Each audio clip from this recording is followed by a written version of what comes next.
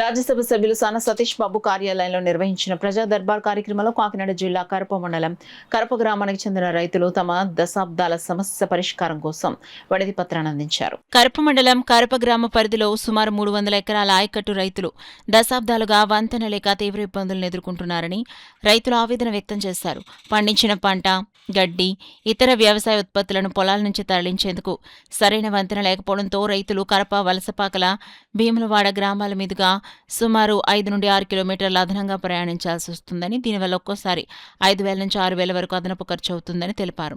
ఈ సమస్యపై ఇప్పటికే పలుమార్లు అధికారుల దృష్టికి తీసుకెళ్లామని, అంచనాలు సిద్ధమైనప్పటికీ ఇరిగేషన్ శాఖలో నిధుల కొరత కారణంగా పనులు ప్రారంభం కాలేదని రైతులు పేర్కొన్నారు. ఈ నేపథ్యంలో స్థానిక రాజ్యసభ సభ్యులు సాన సతీష్ బాబు కార్యాలయంలో ఆయన ప్రతినిధి లక్ష్మణమూర్తిని కలిసి రైతుల వినతి పత్రం అందించారు. ఎంపీ దృష్టికి సమస్యను తీసుకెళ్లి వంతెన నిర్మాణానికి అవసరమైన చర్యలు తీసుకోవాలని కోరారు. వంతెన లేక ఉన్న చిన్న వంతెన కాలిబాట వంతెన వల్ల చాలా ఇబ్బంది పడటం జరుగుతుంది.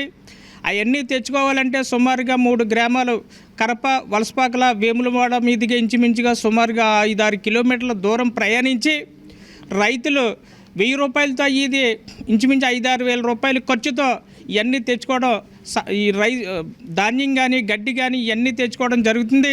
దీనివల్ల చాలామంది ఇబ్బంది పడుతూ ఉన్నారు.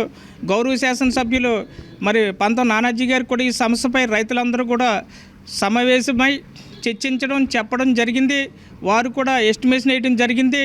ఇరిగేషన్ డిపార్ట్మెంట్లో నిధులు లేక మరి ఏం చేయలేని పరిస్థితి ఏర్పడింది.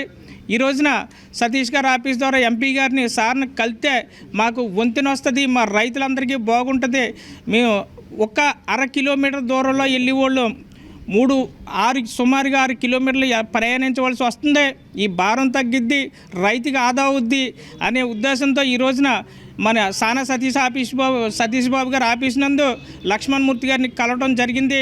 వారికి రిప్రజెంటేషన్ కూడా ఇవ్వడం జరిగింది.